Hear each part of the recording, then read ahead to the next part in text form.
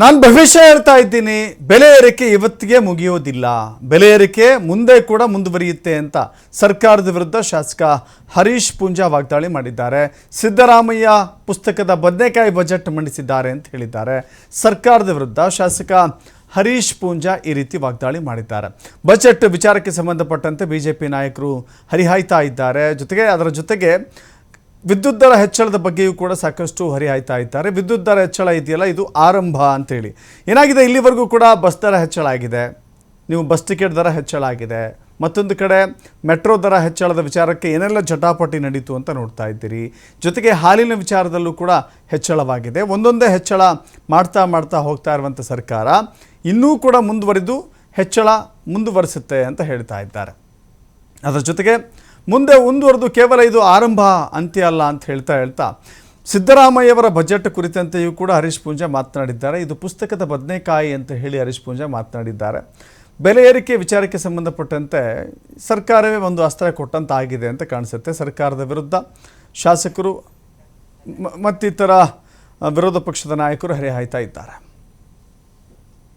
ಮತ್ತೊಂದು ಬೆಲೆ ಏರಿಕೆಗೆ ಸರ್ಕಾರ ಮುಂದಾಗಿರುವಂಥದ್ದು. ವಿದ್ಯುತ್ ಬೆಲೆ ಏರಿಸೋದಕ್ಕೆ ಸರ್ಕಾರ ನಿರ್ಧಾರ ಮಾಡಿದೆ. ಈ ಬಗ್ಗೆ ಮಾತನಾಡಲಿಕ್ಕೆ ಶಾಸಕರಂತ ಹರೀಶ್ ಪೂಂಜಾ ನಮ್ಮ ಜೊತೆ ಇದ್ದಾರೆ. ಸರ್, ರಾಜ್ಯದ ಜನತೆಗೆ ಬಿಸಿಲಿನ ಶಾಕ್ ಜೊತೆ ಬೆಲೆ ಏರಿಕೆಯ ಶಾಕ್ ಅಂದರೆ ವಿದ್ಯುತ್ ಶಾಕ್ ಕೊಡೋದಕ್ಕೆ ಸರ್ಕಾರ ಮುಂದಾಗಿದೆ. ಸರ್, ಇದ್ರ ಬಗ್ಗೆ ವಿಪಕ್ಷವಾಗಿ ಬಿಜೆಪಿ ಯಾವ ರೀತಿ ಒಂದು ಹೋರಾಟ ಮಾಡುತ್ತೆ?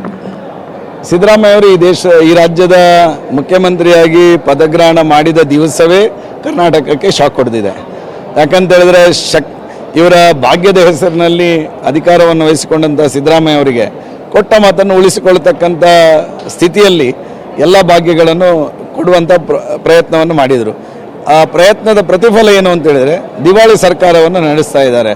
ಬರೀ ಪುಸ್ತಕದ ಬದನೆಕಾಯಿಯ ಬಜೆಟನ್ನು ಅವರು ಮಂಡನೆ ಮಾಡಿ ರಾಜ್ಯದ ಜನತೆಯ ಮುಂದೆ ಅವರು ನಗ್ನ ಆಗ್ತಕ್ಕಂಥ ಪರಿಸ್ಥಿತಿಯಲ್ಲಿ ಇದ್ದಾರೆ ಸನ್ಮಾನ್ಯ ಸಿದ್ದರಾಮಯ್ಯ ಅವರು.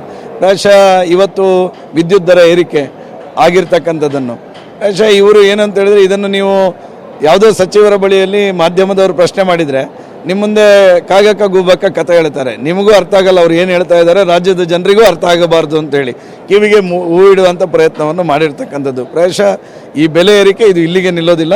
ಮುಂದಿನ ದಿನಗಳಲ್ಲಿ ಜನ ತತ್ತರಿಸಿ ಹೋಗುವ ರೀತಿಯಲ್ಲಿ ಈ ಬೆಲೆ ಏರಿಕೆಗಳಾಗ್ತದೆ ಅನ್ನುವಂಥದ್ದು ನಾನು ಈ ಸಂದರ್ಭದಲ್ಲಿ ಜ್ಯೋತಿಷ್ಯ ಹೇಳಿದ ರೀತಿಯಲ್ಲಿ ನಾನು ಹೇಳ್ತಾ ಇದ್ದೇನೆ. ಮುಂದಿನ ಹೋರಾಟ ಅಂದರೆ ಬೆಲೆ ಏರಿಕೆ, ಈಗಾಗಲೇ ಸಾಕಷ್ಟು ಬೆಲೆ ಏರಿಕೆಗಳು ಆಗ್ತಾ ಇದೆ, ಜನರ ಆಕ್ರೋಶ ಕೂಡ ಎದುರಾಗ್ತಾ ಇದೆ ಅನ್ನೋದು ಕೂಡ ಸಾರ್ವಜನಿಕ ವಲಯದಲ್ಲಿ ಚರ್ಚೆ ಆಗ್ತಾ ಇದೆ. ಹಾಗಾಗಿ ವಿಪಕ್ಷವಾಗಿ ಸರ್ಕಾರಕ್ಕೆ ಯಾವ ರೀತಿ ಒಂದು ಚಾಟಿ ಬೀಸ್ತೀರಾ ಸರ್? ಈ ರಾಜ್ಯದ ಕಾಂಗ್ರೆಸ್ನ ಈ ದುರಾಡಳಿತದ ವಿರುದ್ಧ ಜನಸಾಮಾನ್ಯರ ಮೇಲೆ ಏನು ಬೆಲೆ ಏರಿಕೆಯನ್ನು ಹೇರಿರತಕ್ಕಂಥ ಈ ಸರ್ಕಾರದ ವಿರುದ್ಧ ಭಾರತೀಯ ಜನತಾ ಪಾರ್ಟಿಯ ರಾಜ್ಯಾಧ್ಯಕ್ಷರಾಗಿದ್ದ ವಿಜೇಂದ್ರ ಅವರು, ವಿಪಕ್ಷ ನಾಯಕರಾಗಿರ್ತಕ್ಕಂಥ ಅಶೋಕ್ ಅವರ ನೇತೃತ್ವದಲ್ಲಿ ಮುಂದಿನ ದಿನಗಳಲ್ಲಿ ನಾವು ಜನಾಗ್ರಹವನ್ನು ಜನಾಂದೋಲನದ ಹೋರಾಟವನ್ನು ಸಂಘಟಿಸ್ತೇವೆ. ಕಾಂಗ್ರೆಸ್ ಸರ್ಕಾರದ ಈ ದುರಾಡಳಿತದ ವಿರುದ್ಧ ನಾವು ಪ್ರಾಮಾಣಿಕವಾಗಿ ಈ ಹೋರಾಟವನ್ನು ಮಾಡ್ತೇವೆ. ಮತ್ತೊಂದು, ಸದನದ ಒಳಗೆ ಮತ್ತು ಹೊರಗೆ ಸಾಕಷ್ಟು ಪ್ರತಿಧ್ವನಿಸ್ತಾ ಇರೋದು ಮುಸ್ಲಿಂ ಮೀಸಲಾತಿ ಅಂದರೆ 4% ರಿಸರ್ವೇಷನ್. ಇದಕ್ಕೆ ಸಂಬಂಧಪಟ್ಟಂತೆ ಯಾವ ರೀತಿ ಹೋರಾಟಕ್ಕೆ ಸಿದ್ಧತೆ ಆಗ್ತಾ ಇದೆ ಸರ್? ನೋಡಿ, ಸಂವಿಧಾನದಲ್ಲಿ ಧರ್ಮ ಆಧಾರಿತವಾಗಿರ್ತಕ್ಕಂಥ ಮೀಸಲಾತಿಗೆ ಅವಕಾಶ ಇಲ್ಲ. ಯಾಕಂತ ಹೇಳಿದ್ರೆ ಈ ರಾಜ್ಯದ ಹಿಂದೂ ಸಮಾಜ ಇದನ್ನು ಖಂಡಿತವಾಗಿಯೂ ಖಂಡಿಸ್ತದೆ ಅನ್ನುವಂಥದ್ದನ್ನು ನಾನು ಈ ಸಂದರ್ಭದಲ್ಲಿ ಹೇಳ್ತೇನೆ. ಹೈಕಮಾಂಡ್ ಏನಾದರೂ ಇದಕ್ಕೆ ಸಂಬಂಧಪಟ್ಟಂತೆ ಹೋರಾಟಕ್ಕೆ ಏನಾದರೂ ಸೂಚನೆ ರವಾನಿಸಿದೆ ಸರ್? ಖಂಡಿತವಾಗಿಯೂ ಏನು ಮುಸಲ್ಮಾನರಿಗೆ ಧರ್ಮಾಧಾರಿತವಾಗಿರ್ತಕ್ಕಂಥ ರಾಜಕಾರಣದ ವ್ಯವಸ್ಥೆಯಲ್ಲಿ ಇವತ್ತು ಕರ್ನಾಟಕ ಸರ್ಕಾರ ಇಳಿದಿರ್ತಕ್ಕಂಥದ್ದಕ್ಕೆ ಇವತ್ತು ದೇಶದ ಅನೇಕ ಮುಖ್ಯಮಂತ್ರಿಗಳು ಇದನ್ನು ವಿರೋಧಿಸಿದ್ದಾರೆ. ಅನೇಕ ಭಾರತೀಯ ಜನತಾ ಪಾರ್ಟಿಯ ರಾಷ್ಟ್ರ ಮಟ್ಟದ ನಾಯಕರು ಸಹ ಇದನ್ನು ವಿರೋಧವನ್ನು ವ್ಯಕ್ತಪಡಿಸಿದ್ದಾರೆ. ನಾವು ನಮ್ಮ ರಾಜ್ಯದಲ್ಲಿ ಆಗಿರ್ತಕ್ಕಂಥ ಹಿಂದೂ ವಿರೋಧಿ ನೀತಿಯನ್ನು, ಮುಸಲ್ಮಾನರ ತುಷ್ಟೀಕರಣಕ್ಕೋಸ್ಕರ ಮಾಡಿರ್ತಕ್ಕಂಥ ಈ ನೀತಿಯನ್ನು ಖಂಡಿತ ನಾವು ಈ ರಾಜ್ಯದಿಂದಲೇ ಹೋರಾಟವನ್ನು ಕೈಗೆತ್ತಿಕೊಳ್ತೇವೆ. ನಿನ್ನೆ ಸಂಸತ್ತಿನಲ್ಲೂ ಅನೇಕ ಜನ ಕರ್ನಾಟಕದ ಸಂಸದರು ಸಹ ಇದನ್ನು, ದೆಹಲಿಯಲ್ಲಿ ಸಂಸತ್ನಲ್ಲೂ ಸಹ ಇದನ್ನು ವಿರೋಧ ವ್ಯಕ್ತಪಡಿಸಿದ್ದಾರೆ. ದೇಶವ್ಯಾಪಿಯಾಗಿ ಮುಂದಿನ ದಿನದಲ್ಲಿ ಈ ಹೋರಾಟಗಳು ನಡೀತದೆ. ಇದಿಷ್ಟು ಶಾಸಕರಾದ ಹರೀಶ್ ಪೂಂಜಾ ಅವರ ಮಾತಾಗಿತ್ತು. ಕ್ಯಾಮ್ರಾ ಪರ್ಸನ್ ಸಿದ್ದು ಜೊತೆ LN ಸ್ವಾಮಿ, TV5 ಬೆಂಗಳೂರು.